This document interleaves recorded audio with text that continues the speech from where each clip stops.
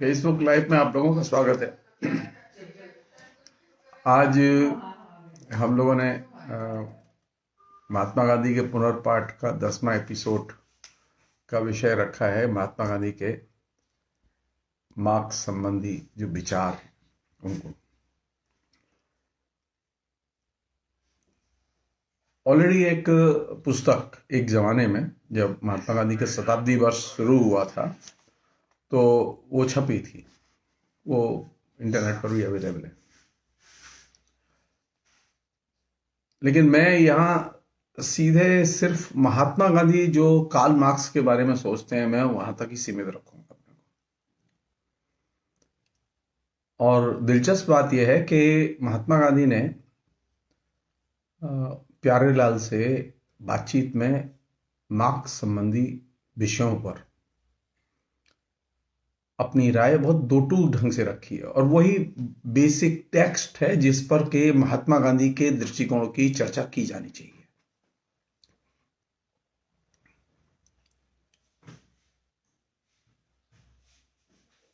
पहली समस्या तो यही है कि महात्मा गांधी और कार्ल मार्क्स का कोई तुलनात्मक अध्ययन हो सकता है कि नहीं हो सकता है।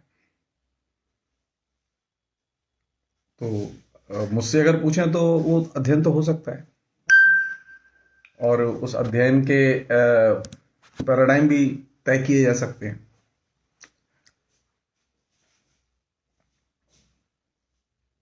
अध्ययन में कोई समस्या नहीं है। दो भिन्न दृष्टिकोण के विचारकों आंदोलनकारियों के बीच में मूल्यांकन हो ही सकता है। जिस तरह 19वीं शताब्दी के सबसे बड़े चिंतक के रूप में कार्ल मार्क्स जाने जाते हैं, उसी तरह 20वीं शताब्दी के सबसे बड़े आंदोलनकारी के तौर पर महात्मा गांधी जाने जाते हैं। और ये दो बहुत महत्वपूर्ण प्रस्थान बिंदु हैं।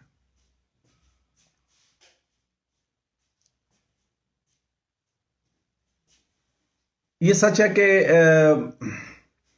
महात्मा गांधी समाज विज्ञान के बारे में उस तरह से नहीं जानते थे जिस तरह से कार्ल मार्क्स जानते थे। यह भी सच है कि महात्मा गांधी की दर्शन को लेकर उस तरह से गहरी पकड़ नहीं थी जैसी कि कार्ल मार्क्स की थी।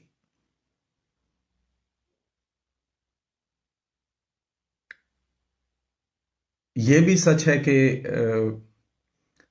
कार्ल मार्क्स के दृष्टिकोण में और गांधी के दृष्टिकोण में अनेक मामलों में समानताएं और अनेक मामलों में भिन्नताएं भी हैं।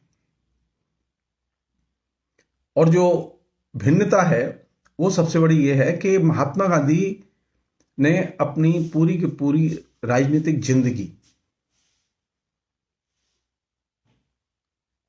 प्रतिरोध और स्वाधीनता के लक्ष्य और समानता की दृष्टि को समाज में स्थापित करने के लिए समर्पित किया। अगर मुझसे पूछें कि 20वीं शताब्दी का सबसे बड़ा आंदोलनकारी कौन है तो मैं दो टूक ढंग से कहूंगा महात्मा गांधी। महात्मा गांधी से ज्यादा बड़े पैमाने पर आम जनता को आंदोलित करना, संगठित करना, यह किसी ने नहीं किया। इवन इतने बड़े पैमाने पर आम जनता को आंदोलित करने का और संगठित करने का काम स्वयं कार्ल मार्क्स ने भी नहीं किया था। ये तो फर्क है। तो महात्मा गांधी एक आंदोलनकारी भी हैं और स्वाधीनता के बिल्कुल जैसे अनन्य उपासक। अब आप उसे बुर्जुआ स्वाधीनता कहें, आप उसे कोई और नाम दें, ये इनमैटेरियल है।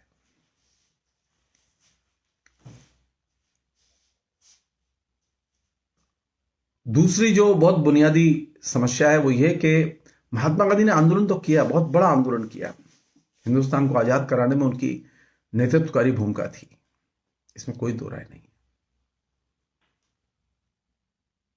लेकिन हिंदुस्तानी समाज की जो मीमांसा होनी चाहिए वो मीमांसा पेश करने में महात्मा गांधी असफल रहे। महात्मा गांधी हिंदुस्तानी समाज की जनता की चेतना पर उनकी पकड़ थी, जनता की नब्ज पर पकड़ थी। वो जानते थे कैसे किसे कम्युनिकेट करना है और कैसे किसे आंदोलित करना है और शामिल करना है। कार्ल मार्क्स की विशेषता यह थी कि कार्ल मार्क्स ने पूरे पूंजीवादी व्यवस्था का गंभीरता से विश्लेषण किया और अध्ययन किया और हिस्टोरिकल दृष्टिकोण से अध्ययन किया, डायलेक्टिकल दृष्टिकोण से अध्ययन किया। गांधी की दिक्कत यह थी कि गांधी एक तरह से व्यवहारवादी दर्शन से ज्यादा प्रभावित थे, इसलिए टाइम टू टाइम वे अपनी दृष्टि और रणनीति दोनों ही बदलते रहते थे।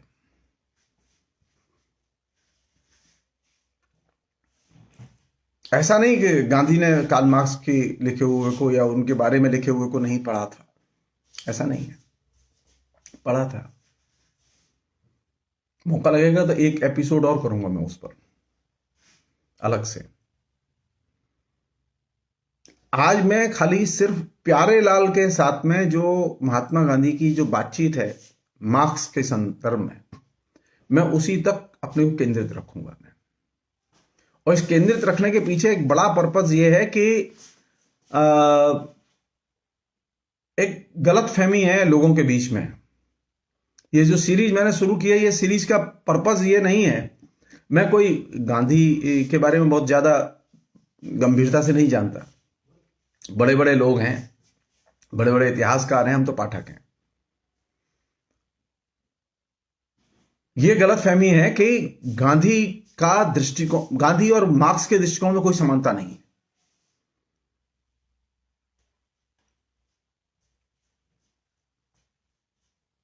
और जो गांधी ने किया और गांधी ने मार्क्स के बारे में कहा, उसके बारे में न्यूनतम चर्चा हुई है।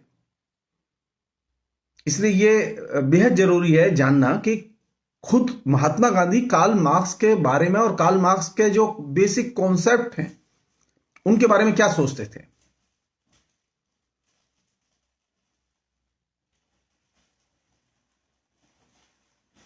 गांधी के लिए प्रमुख था स्वाधीनता और समानता के लक्ष्य को हासिल करना, और कार्ल मार्क्स के लिए प्रमुख था समाज को आमूल चूल परिवर्तित करना। यह एक बेसिक फर्क है।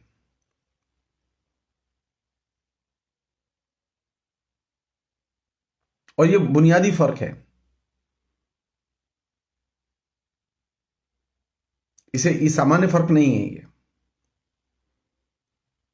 गांधी ने भारत की व्याख्या तो बहुत की थी, विभिन्न समुदायों को जन आंदोलनों का हिस्सा बनाया, जन आंदोलन का, स्वाधीनता आंदोलन का हिस्सा बनाया और स्वाधीनता आंदोलन को एक ऐसी विराट ऊंचाई पर पहुंचा दिया जहां की कोई कल्पना नहीं कर सकता था। लेकिन गांधी के पास में भारतीय समाज बदलेगा कैसे, इसका कोई सपना नहीं था। अपनी मृत्यु के पहले जब 47 में भारत आजाद हुआ, तो भारत के आजादी के बाद ऑल इंडिया रेडियो के प्रतिनिधि ने जाके महात्मा गांधी से कहा कि बापू, देश आजाद हो गया है, आपके पास कोई संदेश है देश को देने के लिए?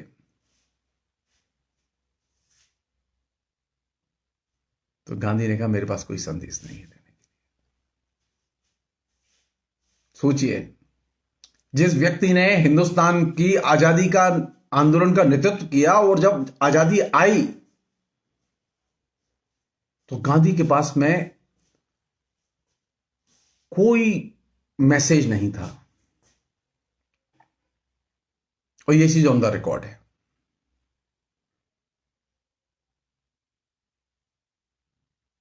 गांधी दूसरी चिंताओं में उलझे हुए थे, लेकिन देश आजाद हुआ था, ये एक सामान्य घटना नहीं थी।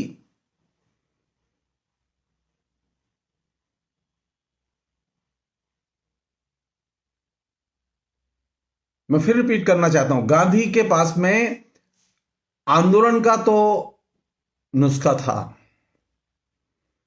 जनता को कैसे शामिल किया जाए ये वो जानते थे, जनता की मनोदशा के साथ में कैसे रिलेट किया जाए किसी भी डिमांड को, ये वो जानते थे।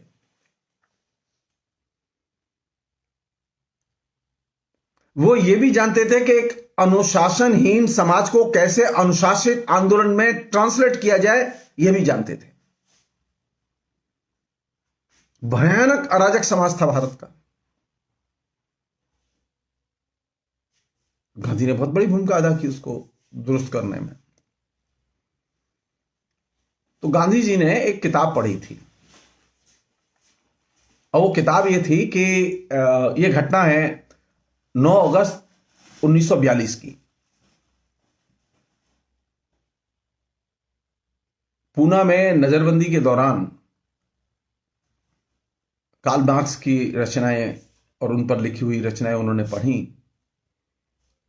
प्यारेलाल ने जो उनसे सवाल जवाब किए, जो कि महात्मा गांधी समग्र में उपलब्ध हैं,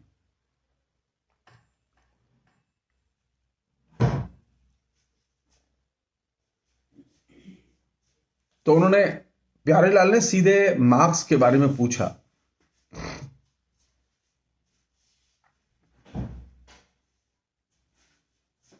कि मार्क्स के बारे में आपके क्या विचार हैं। गांधी ने एक पुस्तक पढ़ी थी, ए हैंडबुक ऑफ मार्क्सिज्म। उसके ऊपर कुछ लिखा भी हुआ था, जिसकी मैं चर्चा बाद में करूंगा मैं। तो गांधी ने जो उत्तर दिया वो बहुत ही शानदार उत्तर था, और इतना दो टूक ढंग से उत्तर देना गांधी के लिए ही संभव था। हमारे यहां तो लोग झूठ बोलते हैं। कार्ल मार्क्स को लेके, मार्क्सवाद को लेके नफरत से भरे हुए लोग हैं।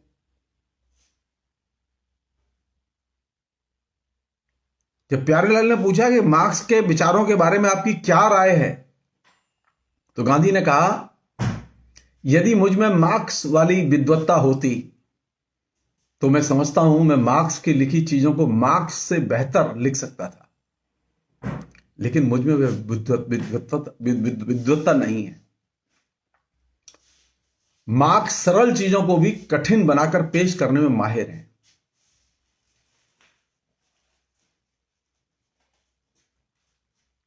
सरल चीज को कठिन बनाकर पेश करने में माहिर है। यह बात एक हद तक सही है। मैं इसमें एक बात और जोड़ना चाहता हूं। मार्क्स ने जितना शानदार गद्य लिखा अपनी रचनाओं में, ठीक वैसा ही सरल, सुबोध और लालित्यपूर्ण गद्य, शानदार गद्य, जो मैं महात्मा गांधी समग्र पढ़ रहा हूं, देख रहा हूं, वो गांधी क्या मिलता है।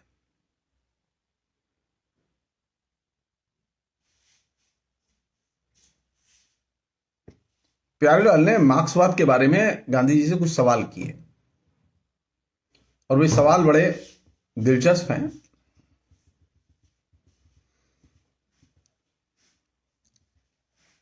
उससे मतभेद भी जानने को मिलते हैं, उससे गांधी की समझ भी समझ में आती है। गांधी के भिजाभिज आप अपनी राय भी बना सकते हैं, मार्क्स के भिजाभिज भी अपनी राय बना सकते हैं।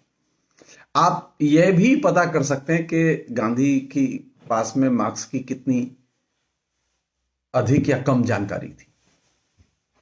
प्यारेलाल ने सवाल किया, मार्क्स ने हमें यह बताया कि हमारी विचारधाराएं, संस्थाएं, नैतिक मापदंड, साहित्य, कला, रीति रिवाज, यहां तक कि हमारा धर्म भी, सब के सब हमारे आर्थिक प्रवेश की उपज हैं, अनकोट। गांधी ने इसका उत्तर दिया, मैं यह नहीं मानता कि हमारी विचारधाराएं, नैतिक मापदंड और जीवन मूल्य सरासर हमारे भौतिक प्रवेश की ही उपज हैं, और उसके बाहर के किसी निरपेक्ष आधार से उनका कोई सरोकार नहीं है। इसके विपरीत स्थिति तो यह है कि जैसे हम सब हैं वैसा ही हमारा प्रवेश होता है, अनकोट।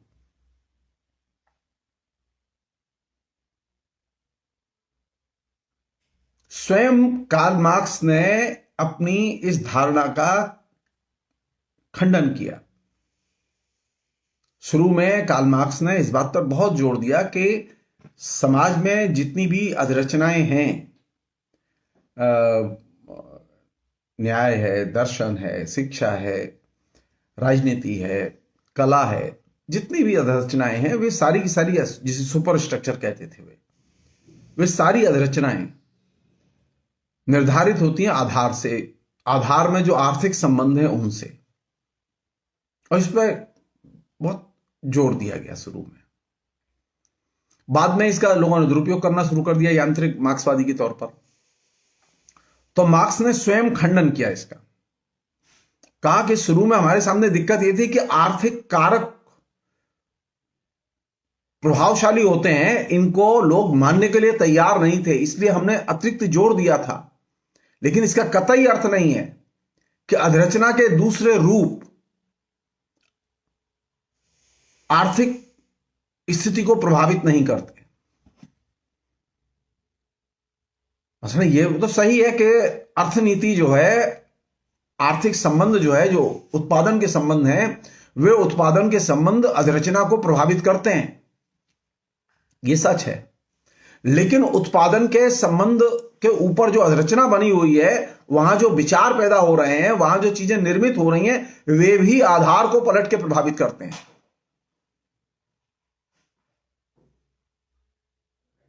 जब बहुत लोगों ने जोर दिया इस बात पर कि आप तो आधार को ही महत्वपूर्ण मानते थे, आर्थिक कारक को ही महत्वपूर्ण मानते थे, कार्ल मार्क्स ने कहा कि अगर आप ऐसा कहते हैं और मैंने ऐसा कहा है तो मैं मार्क्सवादी नहीं हूं। मार्क्स ने खुद डिसोन किया। तो एक चीज तो समझ में आती है कि गांधी ने मार्क्स के जो वे पत्र हैं और दूसरी चीजें हैं जिनमें कि मार्क्स ने इस चीज को चेंज किया, गांधी जी ने पढ़े नहीं थे वो। लेकिन गांधी ने जो बात कही वो बात काफी हद तक सच है कि हम जैसे हम सब हैं वैसा ही हमारा प्रवेश होता है। ये बात सच है। ये बात सोवियत संघ के विघटन ने प्रूव की।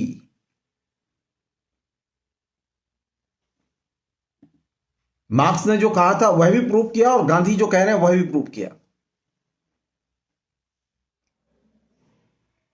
सिर्फ फर्क इतना है कि मार्क्स जैसे सुपरस्ट्रक्चर के डिफरेंट एस्पेक्ट को ध्यान में रखते हैं, जैसे शिक्षा है, राजनीति है, धर्म है, दर्शन है, पर्यावरण है, प्रकृति है, इन तमाम चीजों पर वो अपनी राय देते हैं अलग अलग तरीके से। गांधी उस तरह से एक दार्शनिक के तौर पर नहीं सोचते। गांधी एक आंदोलनकारी के तौर पर, एक विचारक के तौर पर सोचते हैं।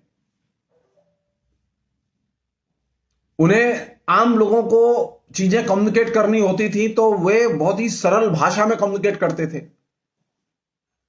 मार्क्स के सामने चुनौती यह थी कि पूरा का पूरा जर्मनी का और इंग्लैंड का जो इंटेलिजेंसिया था 20वीं शताब्दी का, 19वीं शताब्दी का, वो इंटेलिजेंसिया उनके लिए चुनौती था। और उसमें असाधारण लोग थे उस जमाने में। उनसे अपने विचारों का लोहा मनवाना साधारण बात नहीं थी। इसीलिए कार्ल मार्क्स ने फायरवर्क की आलोचना करते समय यह बात कही थी कि अब तक संसार की दार्शनिकों ने तरह तरह से व्याख्या तो की है, समस्या व्याख्या की नहीं है। समस्या यह है कि समाज को बदला कैसे जाए। गांधी की दिक्कत यहीं पर है। गांधी के पास में भारत की तमाम समस्याओं की व्याख्या तो है,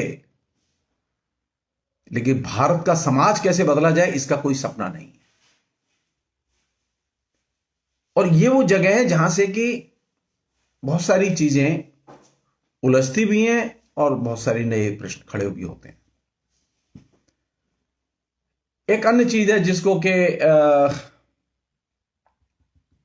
गांधी जी ने कहा और वो बहुत ही इंपॉर्टेंट चीज है, वो ये कि गांधी चीजों की डायलेक्टिक्स नहीं देखते थे। हर वस्तु के साथ में, हर घटना के साथ में, हर व्यक्ति के साथ में पूर्वापर संबंध होते हैं।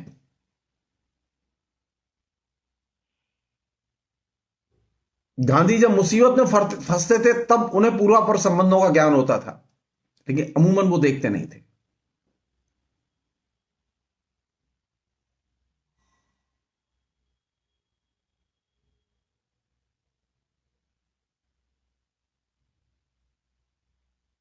प्यारेलाल ने एक बड़ी मजेदार बात पूछी, कही उनसे, बहुत ही सीखने लायक है वो। प्यारेलाल ने कहा कि क्या वर्धा की बुनियादी तालीम की योजना इस मान्यता पर आधारित नहीं है कि हाथ की प्रयोजनात्मक क्रिया न केवल हमारे चिंतन को बल्कि संपूर्ण व्यक्तित्व को एक खास सांचे में ढालती है? क्या यह चीज बहुत कुछ मार्क्स द्वारा प्रतिपादित भौतिकवादी सिद्धांत के समान ही नहीं है?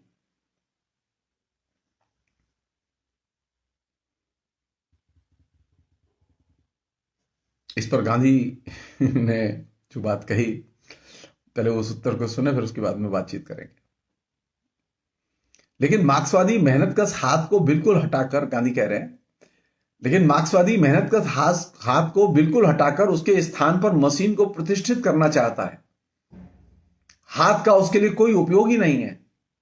मार्क्स के अनुसार शरीर श्रम पर निर्भरता, श्रमिक की दुर्वस्था और गुलामी का प्रतीक, ये मूल कारण है। मुझे इस अवस्था से मुक्त कराना मशीन का काम है। ये मार्क्स का आइडिया था जो गांधी के दिमाग में था। गांधी कहते हैं, दूसरी ओर मैं यह मानता हूं कि मशीन मनुष्य को गुलाम बनाती है और हाथ का बुद्धिमत्तापूर्ण इस्तेमाल ही श्रमिक को मुक्ति और सुख दोनों देगा। शुरू में इनिशियल फेज में गांधी के बहुत लंबे समय तक मशीन के विरोध में विचार रहे, वो चरखा के पक्ष में थे, लेकिन बाद में उनके विचार बदले।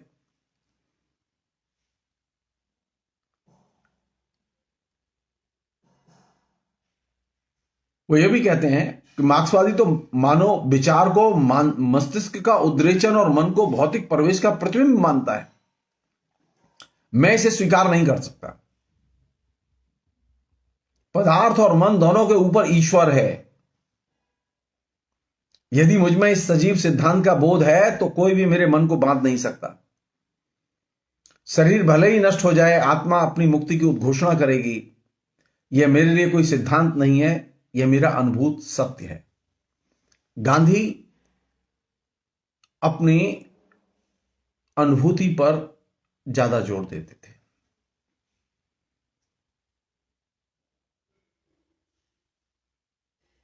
और उनका मानना था कि समाज की जो संचालक शक्ति है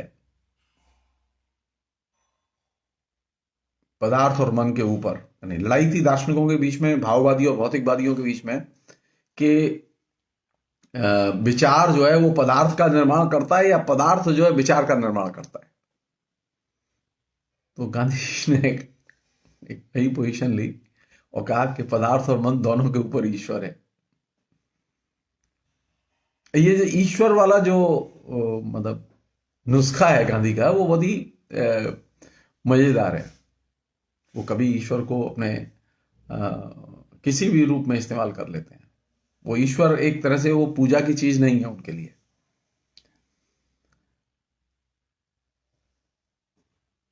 तो गांधी जिस पर जोर देते थे, मार्क्स के यहां थ्योरी और प्रैक्टिस दोनों पर जोर था। गांधी के यहां अनुभूत सत्य पर जोर था, और यह बहुत बड़ा फर्क था। प्यारेलाल ने आगे सवाल किया उनसे, मार्क्सवादी यह मानने को तो तैयार हैं कि व्यक्ति भौतिक प्रवेश का अतिक्रमण कर सकता है, लेकिन उनका कहना है कि वर्ग का व्यवहार तो तत्वतः उसी से निर्धारित होता है जब तक आर्थिक प्रवेश नहीं बदल दिया जाता, तब तक वह बदल नहीं सकता। पूंजीपति को बदलने के लिए पूंजीवादी व्यवस्था को नष्ट करना था।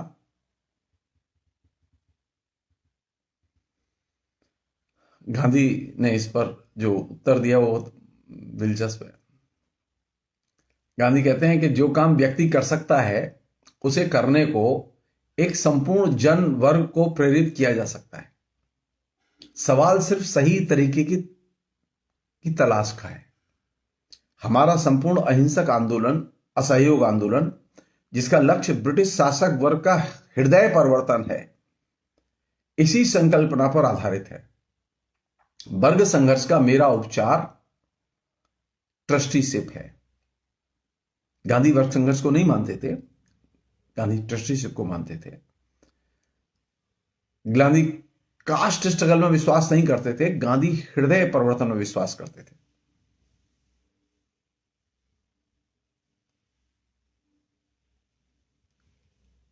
प्यारीलाल ने कहा कि ये जो कुछ चल रहा है, और जैसा कि मार्क्स कहते थे कि जो कुछ हो रहा है ये सारा निजी संपत्ति इसकी जड़ है। तो गांधी इस विचार से भी सहमत नहीं थे मार्क्स के।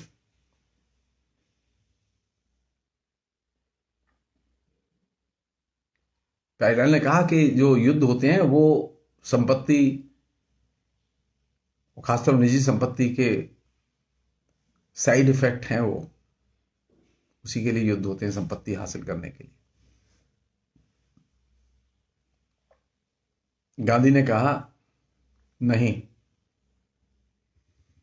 केवल आर्थिक तत्व ही नहीं, अंततः जो घटनाक्रम का नियमन वह अदृश्य शक्ति करता है, यहां तक कि उन घटनाओं को संभव बनाने वाले मनुष्यों के मन में भी। यदि मान लें कि हिटलर आज मर जाए तो उससे वर्तमान इतिहास की सारी धारा बदल जाएगी। इसी प्रकार मान लें कि किसी भूकंप या किसी अन्य प्राकृतिक आपदा के फलस्वरूप सभी पूंजीपति मिट जाएं तो उस हालत में वर्ग संघर्ष के इतिहास में ऐसा परिवर्तन आ जाएगा जिसकी कि इतिहास की आर्थिक व्याख्या के प्रतिपादकों ने कल्पना भी नहीं की होगी। यदि चेम्बरलेन के स्थान पर इंग्लैंड का कोई अधिक ऊर्जस्वी व्यक्ति होता तो क्या वर्तमान युद्ध का इतिहास भिन्न नहीं होता? या फिर अगर चेम्बरलेन ने अंतिम क्षण में राजनीतिक साहस के अभाव का परिचय न दिया होता। इसमें दो गांधी ने बहुत महत्वपूर्ण प्रश्न उठाए हैं। कोटेशन यहीं खत्म है। वो प्रश्न ये है कि अंततः घटनाक्रम का नियमन वह अदृश्य शक्ति करती है जो भी हमारे इर्द गिर्द होता है। मैंने जितना मार्क्सवाद पढ़ा है मैं उसके आधार पर कह सकता हूं, कार्ल मार्क्स ने यह बात लिखी है, सामाजिक विकास की गति के नियम मनुष्य की या व्यक्ति की चेतना से स्वतंत्र ऑपरेट करते हैं।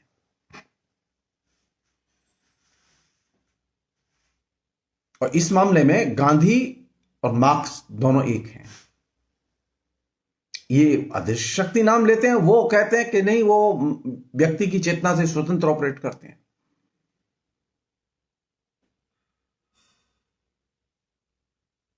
आप एक उदाहरण ले लीजिए, कोई छोटा सा।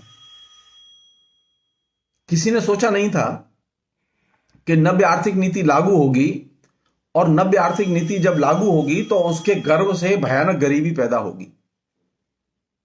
न मनमोहन सिंह ने सोचा था, न नरेंद्र मोदी ने सोचा था, न आरएसएस ने सोचा था, न कांग्रेस ने सोचा था। क्यों? क्योंकि नई आर्थिक नीतियों के लागू होने की जो नियम हैं, वे नियम व्यक्ति की चेतना के परे ऑपरेट करते हैं। आप पहचान नहीं सकते कैसे हो रहा है ये। किसी को नहीं मालूम, किसी को नहीं मालूम कि आखिर नरेंद्र मोदी ने ये 3 बदनाम किसान बिलों के बारे में अपनी राय क्यों बदल ली, किसी को नहीं मालूम।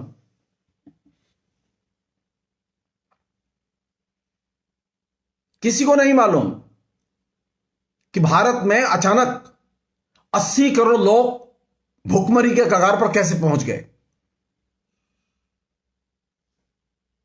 किसी को कोई तर्क नहीं पता, सरकार को भी तर्क का पता नहीं है, सरकार भी तर्क देने के लिए तैयार नहीं है।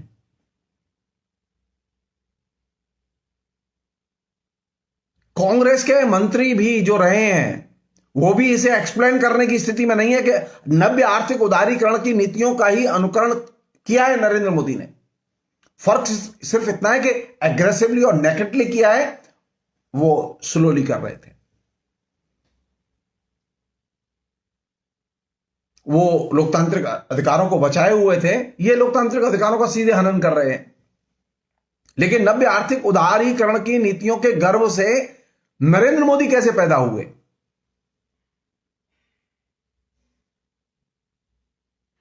मैं फिर रिपीट कर रहा हूं मार्क्स की वह धारणा, जो बहुत महत्वपूर्ण धारणा है। सामाजिक विकास की गति के नियम मनुष्य की चेतना के परे ऑपरेट करते हैं। कोई नहीं जानता कि अदानी ने कितने पैसे दिए, अंबानी ने कितने पैसे दिए, सारी हवाएं हैं। कभी तो अदानी ने प्रेस कॉन्फ्रेंस नहीं की। कौन नहीं जानता कि मुकेश अंबानी के बाप को, धीरू भाई अंबानी को विकसित करने में और खड़ा करने में कांग्रेस की सबसे बड़ी भूमिका थी।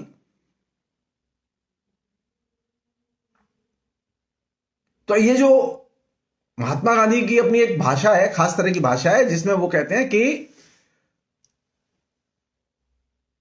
अंततः घटनाक्रम का नियमन कोई अदृश्य शक्ति करती है।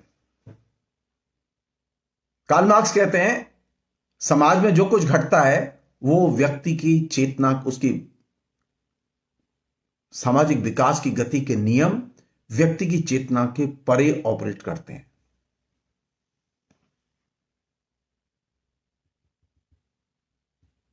और जब संपत्ति के प्रश्न को युद्ध के साथ जोड़ दिया प्यारेलाल ने सवाल किया गांधी जी से। मार्क्सवादियों का कहना है कि युद्ध के उन्मूलन के लिए हमें बस निजी संपत्ति की संस्था को मिटा देना है। आपने भी यही शिक्षा दी है कि संपत्ति अहिंसक जीवन पद्धति के लिहाज से असंगत है। गांधी ने कहा यह अंशतः ही सच है। क्या ट्रॉय की हेलन ट्रोजन युद्ध का कारण नहीं थी? क्या राजपूतों की लड़ाइयों का संबंध निजी संपत्ति से था? नहीं। युद्ध के उन्मूलन के लिए हमें इससे अधिक कुछ करना है। हमें हृदय से परिग्रह, लोभ, वासना और अहंकार को मिटाना होगा। हमें समाज से युद्ध के उन्मूलन के लिए स्वयं अपने अंदर युद्ध चलाना होगा। युद्ध की मानसिकता देश में न हो, सरकार में न हो, सरकार के नेताओं में न हो। इसके लिए जरूरी है कि सबसे पहले युद्ध के खिलाफ आत्मसंघर्ष किया जाना चाहिए।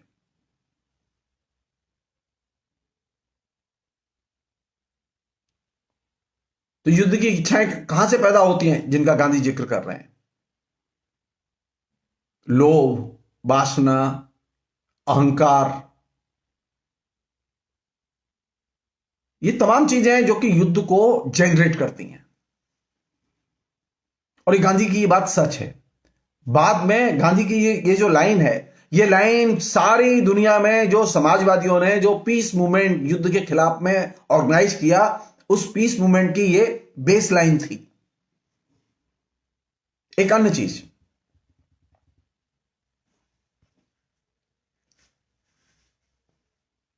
गांधी ने काफी लंबी बातचीत की है प्यारेलाल से, तो उसमें इंपॉर्टेंट चीज जो है वो अब मैं आपके सामने रख रहा हूं। गांधी के विचारों पर उधेड़बुन करते समय गांधी ने जो मार्क्स के बारे में कहा है बहुत ही मूल्यवान है, वो सीखने लायक है। गांधी ने कहा कि हम मार्क्स की आलोचना भले करें, लेकिन इस बात से कौन इनकार कर सकता है कि वह महान व्यक्ति था। सामाजिक रोगों का इसका विश्लेषण या उनके बताए इलाज सही हो सकते हैं या नहीं भी हो सकते हैं। मैं उसके आर्थिक सिद्धांतों को स्वीकार नहीं करता, लेकिन जानता हूं कि गरीब लोग पिस रहे हैं, उसके लिए कुछ करना है। मार्क्स ने अपने तरीके से यह काम करने का प्रयत्न किया। उसमें योग्यता और विद्वत्ता और प्रतिभा थी, अनकोट। और ये जो लाइन गांधी ने मार्क्स के बारे में कही, ये 100% सत्य है।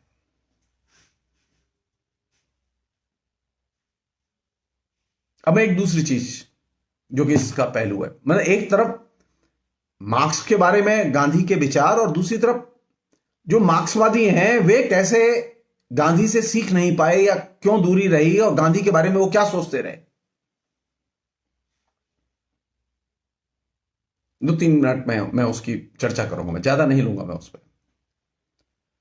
वह जो पुस्तक गांधी शताब्दी वर्ष में निकली, जिसमें कि कुछ मार्क्सवादियों के लेख हैं, कभी मौका लगा तो मैं दो लोगों की पुस्तक पर जरूर बात करूंगा जिन्होंने गांधी पर लिखी है, एक हिरेन मुखर्जी ने और एक ईएमएस नंबूद्रिपाद ने। बहुत शानदार पुस्तक है। और सबसे घटिया जो चीज गांधी के बारे में लिखी है वो थी मानवेंद्र नाथ राय की, एमएन राय की, जो कि कहने के लिए कम्युनिस्ट आंदोलन के वो जिसे कहें कि सर्वोच्च नेताओं में से एक थे, विश्व स्तर पर उनकी ख्याति थी, लेकिन गांधी के बारे में उनका मूल्यांकन सबसे घटिया था। गांधी शताब्दी वर्ष में जो मार्क्सवादियों ने गांधी का जो मूल्यांकन किया, उसमें से श्रीनिवास देसाई ने लिखा, प्रथम तो सारे मतभेदों के बावजूद हम कम्युनिस्टों में महात्मा गांधी के मूलभूत सिद्धांतों के प्रति एक गहरी वितृष्णा बनी रही। उन्होंने आगे लिखा, हालांकि गांधी जी को ईमानदारी के साथ यह श्रेय देना पड़ेगा कि उन्होंने न तो कम्युनिस्टों या कम्युनिस्ट पार्टी के खिलाफ दमनकारी कदमों की कभी मांग की और न ऐसे कदमों को न्यायोचित ठहराया। वास्तव में वह भारतीय कम्युनिस्टों के प्रति यह दृष्टिकोण अपनाते रहे कि वे समर्पित किंतु गुमराह नौजवान हैं। फिर भी उनके प्रति हम लोगों की जो मूलभूत वितृष्णा थी, उसके जवाब में उनमें भी मार्क्सवाद के प्रति, वर्ग संघर्ष की धारणा के प्रति वैसी ही वितृष्णा ने घर कर लिया था। वे आगे लिखते हैं, दूसरे सारे उलटफेरों के बावजूद भारतीय कम्युनिस्ट पार्टी कभी गांधी जी और गांधीवाद को उसके समष्टि रूप में ग्रहण नहीं कर सकी। और उनकी लेख की मारक लाइन है वो ये, वह गांधी वह हमारे लिए पहेली बने रहे। एक दूसरे बहुत महत्वपूर्ण टॉप नेता हैं कम्युनिस्ट आंदोलन के, एसिड डांगे। एसिड डांगे ने बहुत शानदार गांधी के प्रति अपनी बात कही है। उसे गांधी की ताकत का अंदाजा लगता है, और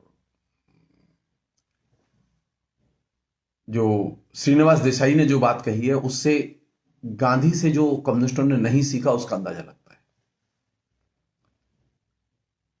ऐसे डांगे ने लिखा, प्रचंड कल्पना शक्ति और आतताइयों के खिलाफ अदम्य आक्रोश के साथ वह जन आंदोलन के महान नायक के रूप में उभर कर आए।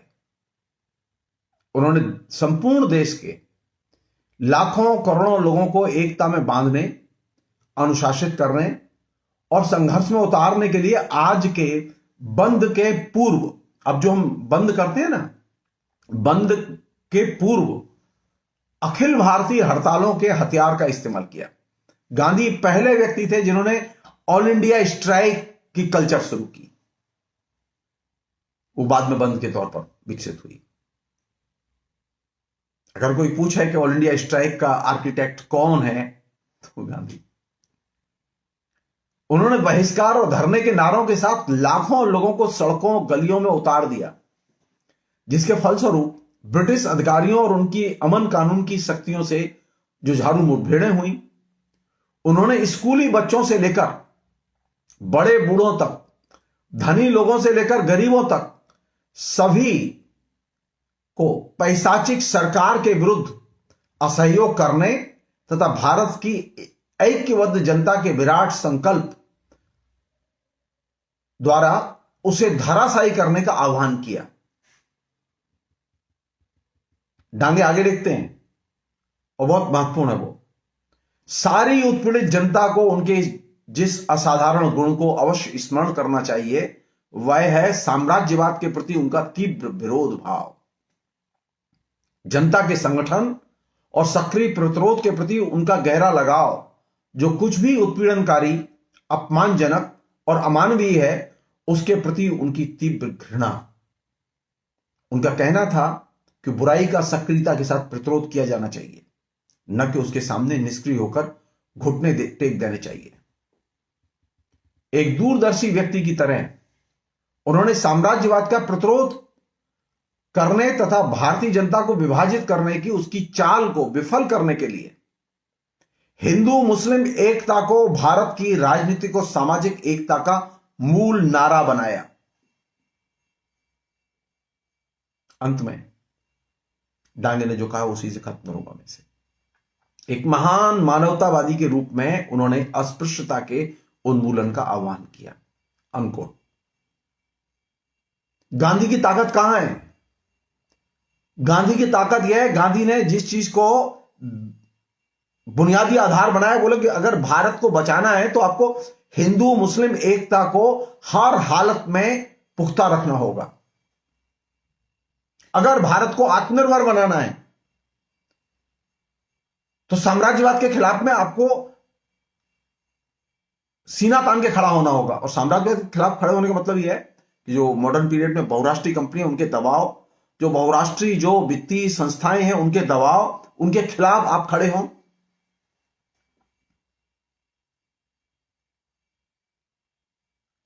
और सबसे बड़ी चीज जो अभी भी नहीं हो पाई है, अनटचेबिलिटी। अनटचेबिलिटी अभी दूर नहीं हो पाई है। अब अनटचेबिलिटी ने बल्कि अपनी शेप बदल ली है। अब खाली ये सवर्ण असवर्ण की अनटचेबिलिटी नहीं है, बल्कि अब तो सवर्णों में भी अनटचेबल होते हैं आपस में, असवर्णों में भी आपस में अनटचेबिलिटी ज्यादा बढ़ी है। विभिन्न रूपों में बढ़ी है।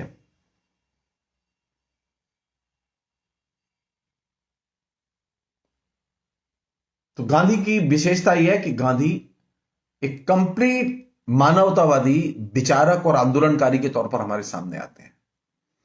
और कार्ल मार्क्स की विशेषता यह है कि वह एक मूलगामी, परिवर्तनकामी विचारक, चिंतक और आंदोलनकारी के तौर पर सामने आते हैं। और ये दोनों का फर्क, और इसके केंद्र में क्या है? गरीब को कैसे उसकी गरीबी से मुक्त किया जाए। व्यक्ति के द्वारा व्यक्ति के शोषण को मुक्त करने के लिए ही मार्क्सवाद का जन्म हुआ था। और गरीब को शोषण से मुक्त करने का ही लक्ष्य गांधी का था। इसीलिए वो दरिद्र नारायण को सबसे अधिक महत्व देते थे। वो नारायण को महत्व नहीं देते थे, वो दरिद्र नारायण को महत्व देते थे।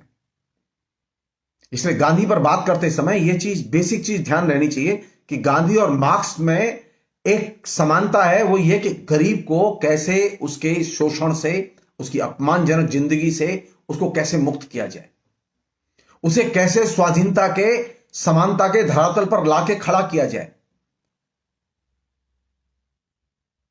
कार्ल मार्क्स भी यही चाहते थे।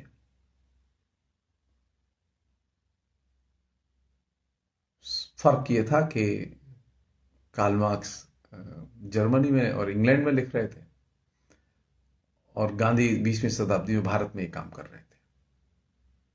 लेकिन दोनों का लक्ष्य एक ही था, गरीब को गरीबी से कैसे मुक्ति दिलाई जाए, उसे कैसे शोषण से मुक्त किया जाए।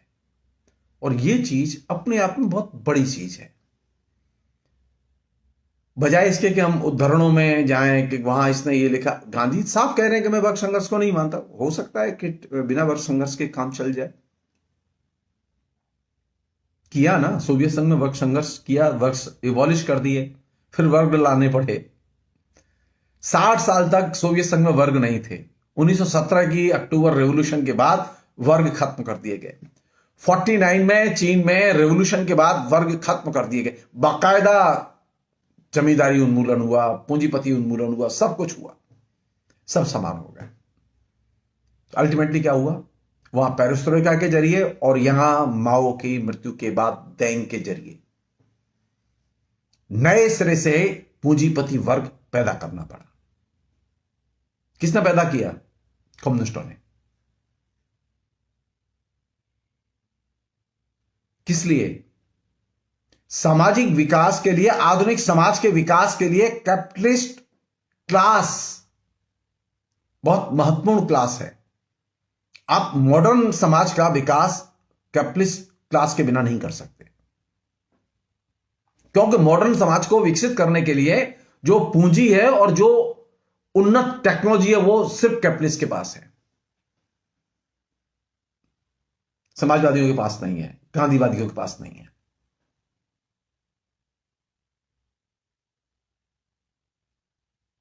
हमारे देश में मुसीबतें कब शुरू हुई? हमारे देश में मुसीबतें तब शुरू हुई जब हमने विश्व बैंक से पहली बार लोन लिया। गांधी साम्राज्यवाद से लड़ने के बारे में सोच रहे थे, हम विश्व बैंक से लोन लेने के बारे में सोच रहे थे। इंदिरा गांधी जब पहली बार प्रधानमंत्री बनी तो उन्होंने पहली बार विश्व बैंक से लोन लिया और वहीं से वो सिलसिला शुरू हुआ। तो आज हमारी स्थिति है कि हमारे गले में अंतरराष्ट्रीय वित्तीय संस्थाओं के कर्ज का बोझ इस कदर है कि तकरीबन हर व्यक्ति के ऊपर, मैं मोटा अनुमान है मेरा, मैं हो सकता है गलत हो, 40,000 रुपया से ऊपर हर एक व्यक्ति के ऊपर कर्ज है। कि मोदी जी का जो आत्मनिर्भर भारत है उसमें हर व्यक्ति 40,000 रुपए का कर्जगीर है विदेशी संस्थाओं का।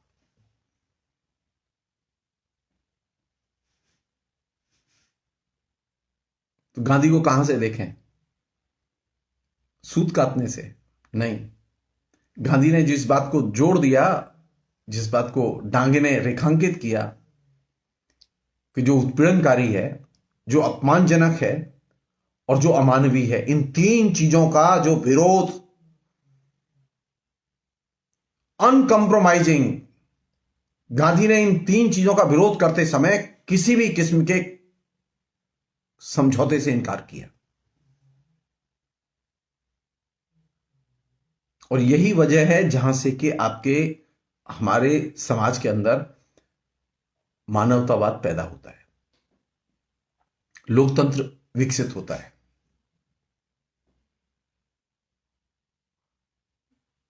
मेरी नजर में डांगे ने जो गांधी की ताकत पहचानी है वो सही है।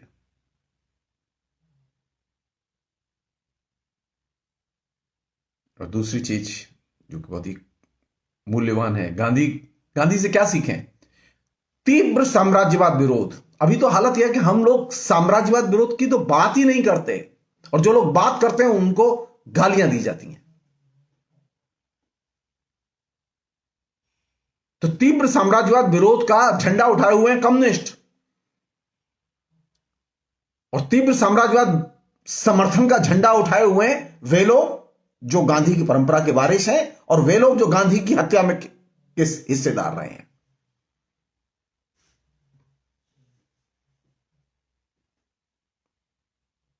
नियति देखिए, गांधी जो चाहते थे उसको इंप्लीमेंट कर रहे हैं कम्युनिस्ट।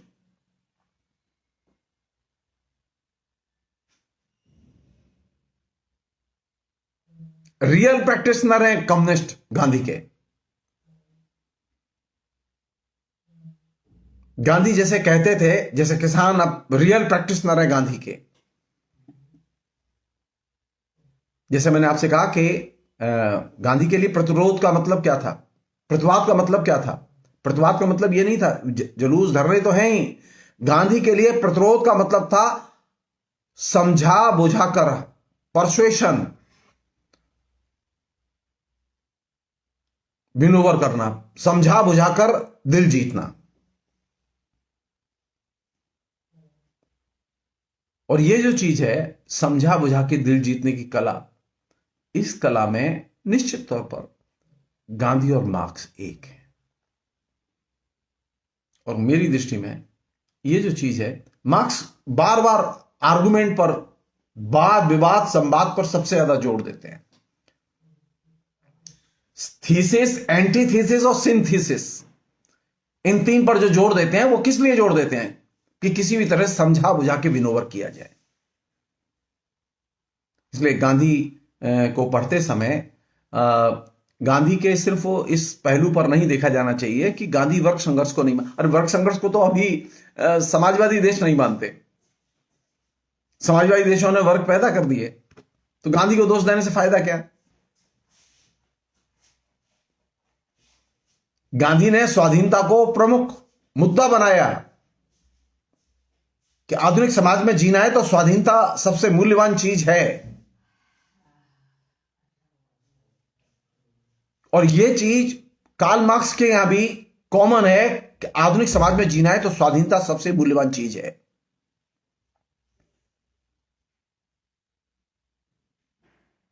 दुर्भाग्य की बात यह है कि स्वाधीनता के कॉन्सेप्ट को कम्युनिस्ट पार्टियां अपने यहां जो शासन उनके आए विभिन्न देशों में वे भूल गए।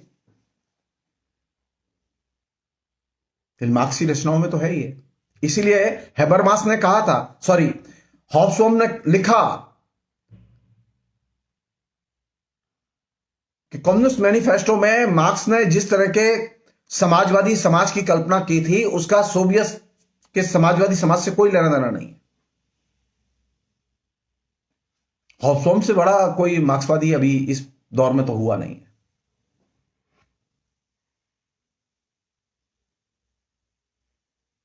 दोनों को स्वाधीनता पसंद थी, दोनों को अभिव्यक्ति की आजादी पसंद थी। मार्क्स को भी पसंद थी और गांधी को भी पसंद थी।